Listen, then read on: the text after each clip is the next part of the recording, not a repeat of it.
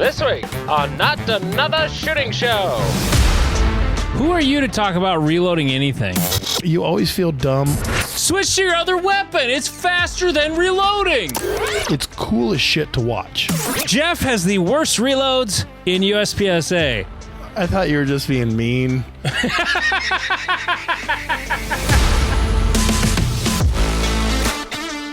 He's Jeff King. I'm Andy Erickson.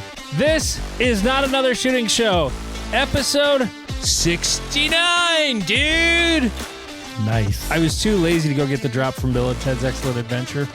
But to celebrate our 69th episode, which this is the one I'm going to take pride in, not the 100th, the 69th episode, because why not? Instead of a story about some idiot who shot himself, I decided it'd be more fun and fitting with the 69th episode to do stories about people who were accidentally shot while having sex. Yay.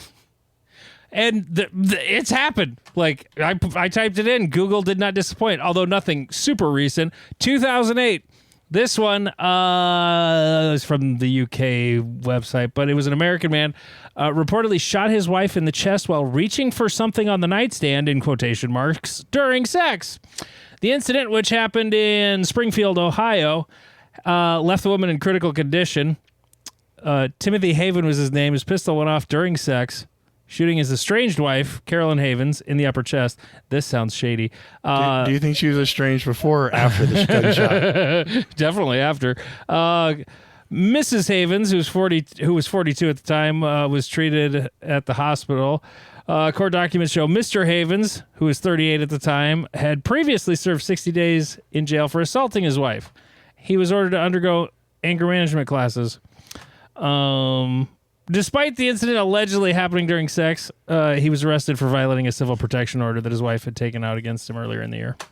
So it was before she was estranged before this incident. Yeah. By the way, that shooting happened just days after Plaxico Burress accidentally shot himself in a nightclub in New York. Beautiful. Remember that? Or No, you never followed football.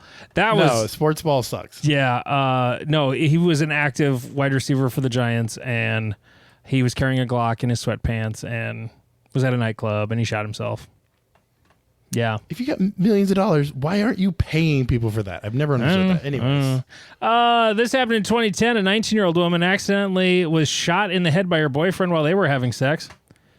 The boyfriend, his name is Keith Levesque. He was charged with second-degree assault and was released on $50,000 bail.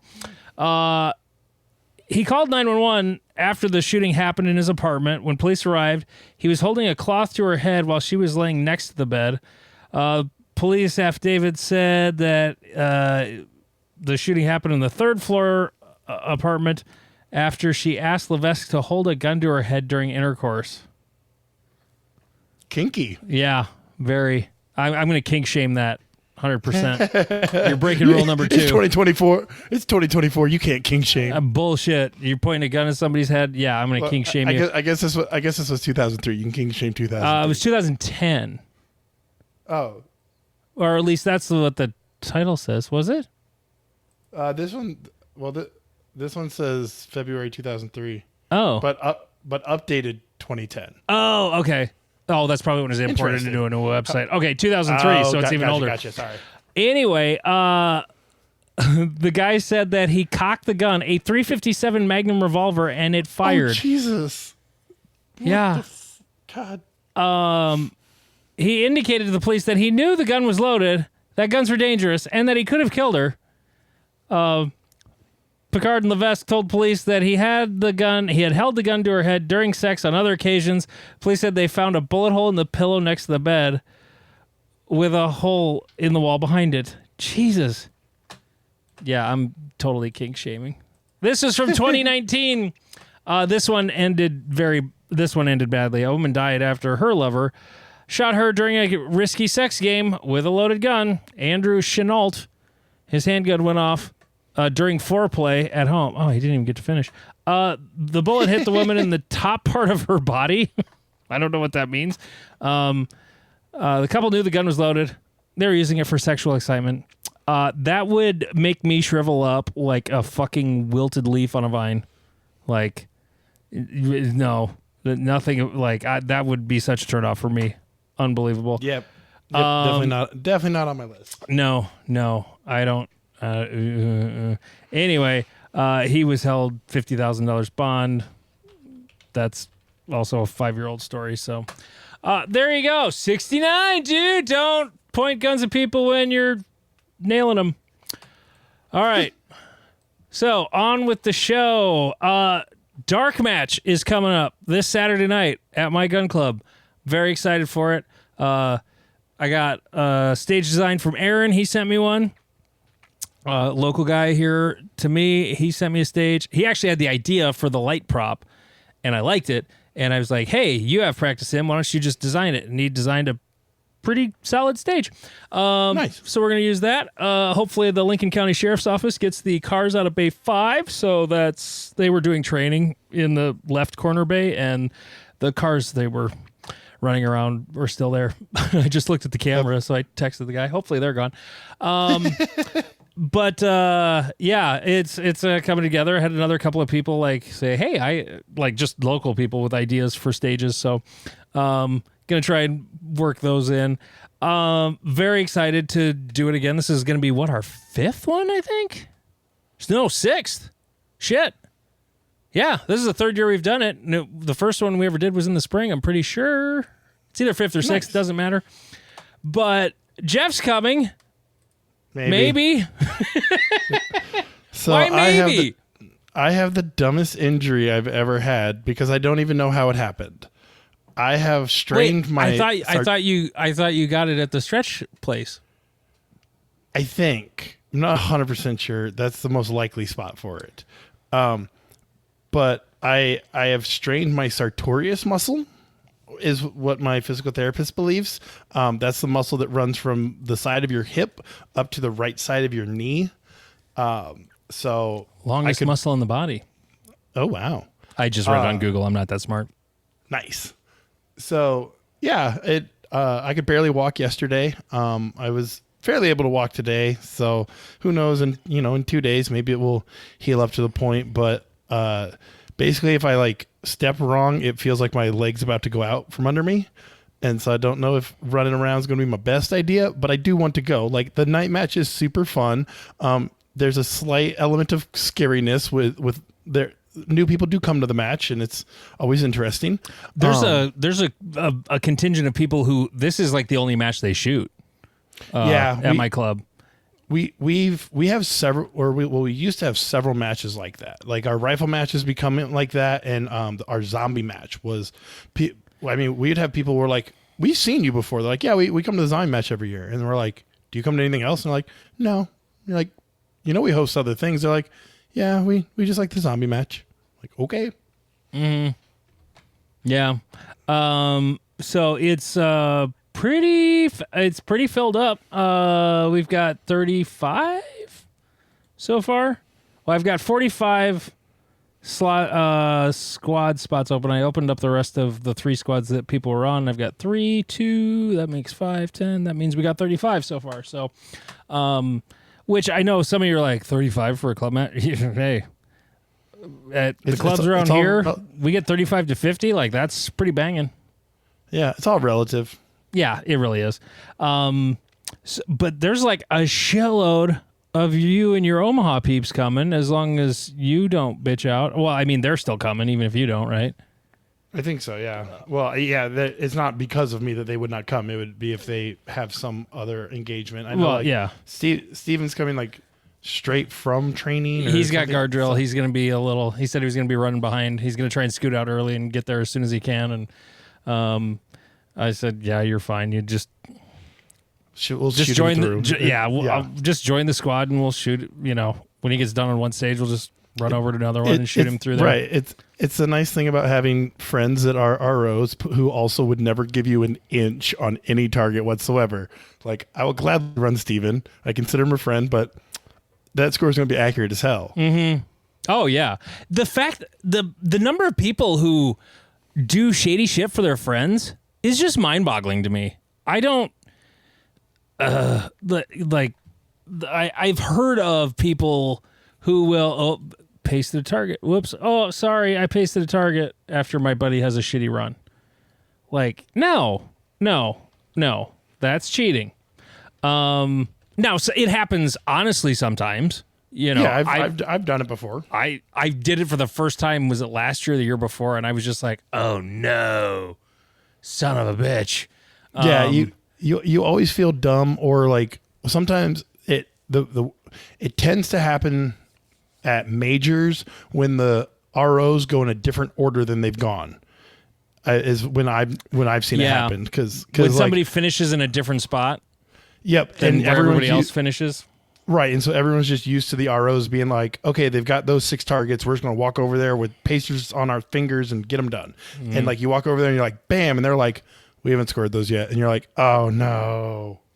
It happened in my favor at Area 3 in 2021. My buddy Robert Wyatt from the Paracast, that was when I met him. He was on our squad with me and Robert Olson from Sioux Falls, who's not on a podcast, and he's trying to bitch out of going to the night match this weekend because I gotta work at the other gun club in the morning, both mornings. Wah. But I had a great run, but I ran by a target.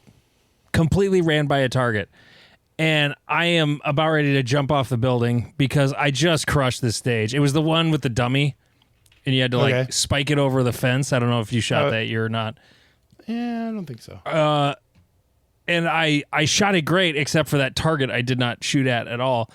And and then I find out I'm about to go back and start throwing shit in my range bag, and I hear Robert go, I pasted this target. I'm so sorry. I've never done this before. I just brain farted.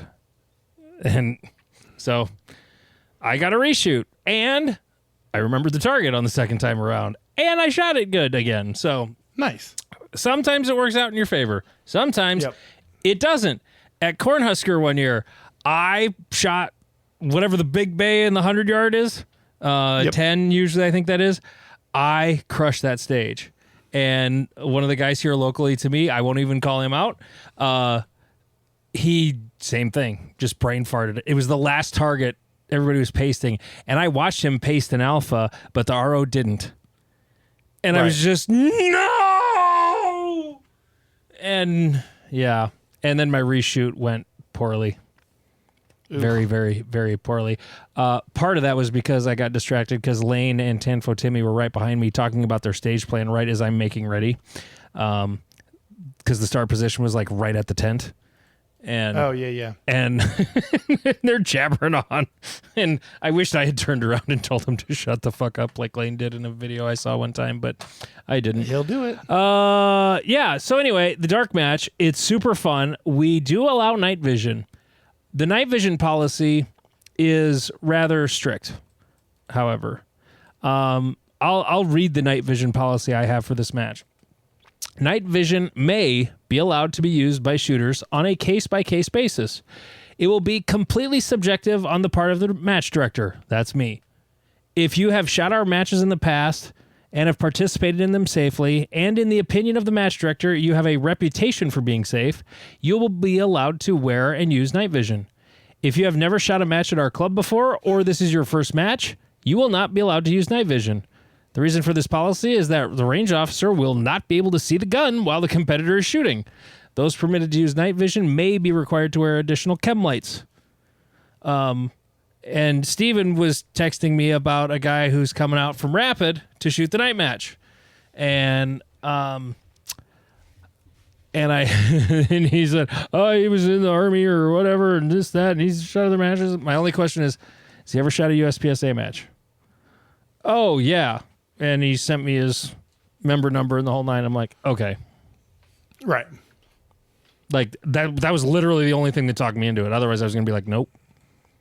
There was a former Special Forces guy that a guy I know here locally who I know and I trust, but he's like, oh, he's retired Special Forces and like he's shot with night vision a lot. I'm like, yeah, no, being in Special Forces is not the same as shooting a match. No, sorry. If he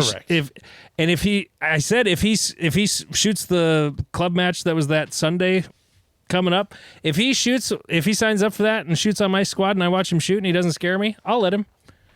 Yeah, that seems reasonable. And I replied to Steven when I said yes, and I'm like, I'm really a dick when it comes to this policy. I am. You should be. Yes, 100%. And some people nobody's gotten mad about it, like real mad, but it's like, look, I'm letting you shoot without anybody watching you. Right. You know, with the exception of the chem lights are like we make them wear one on the back of their helmet, is the big thing.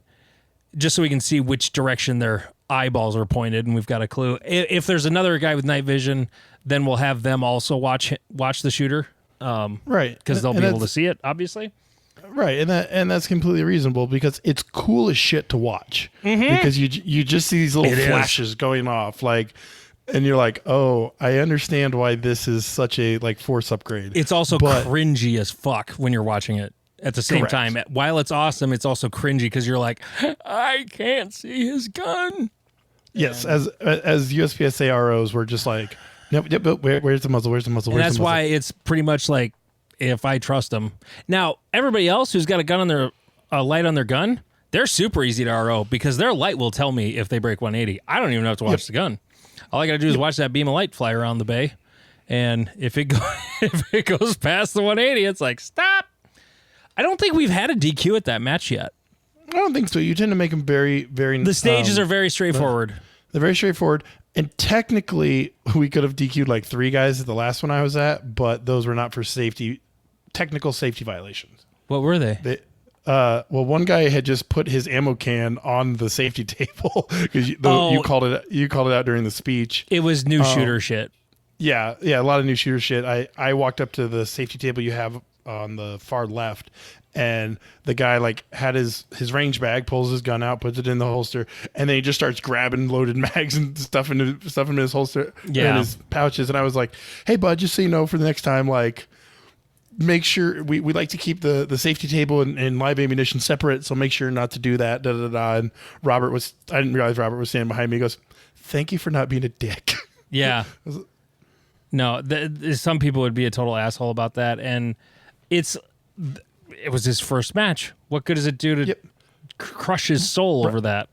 Right. But yes, no one has that we can verify has pointed a gun at anybody, and that's a good day. No, and like I said, the stages are super simple. I try to keep the walls very, very parallel to the side walls of the side berms.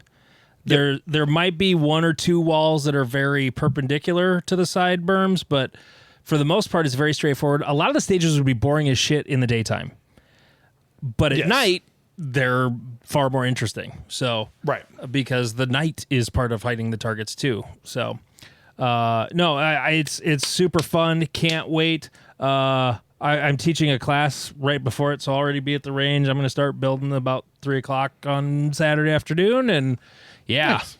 It'll be fun. And like the whole crew, I was just looking. I forgot to count. There's like 6, 7 of you coming from Omaha. Steven, Heidi, Austin, Jeff. Is Cameron from your club? I don't think so. I don't remember Cameron. Nick. So 5 of you. Yep. Nice. So and that guy is Austin's buddy from Rapid City. So gotcha. Yeah. That'll be a good time. Can't wait. Speaking of a good time, we have a good time on the rest of this show too. And if you would like to hear the rest of it, but you're not a Patreon subscriber, patreon.com/notanothershootingshow. Just $3.57 a month. Yes, I know it's 3.57 times more than what the Paracast charges for a podcast. But you don't just hear about cooking with Tom for 10 minutes. We give you a whole other show. Patreon.com/notanothershootingshow. We have beef with the Paracast, just so you know. Hell yeah, let's go. Yeah. Let's go, boys. Yeah, we're throwing all the shade. Patreon.com/notanothershootingshow.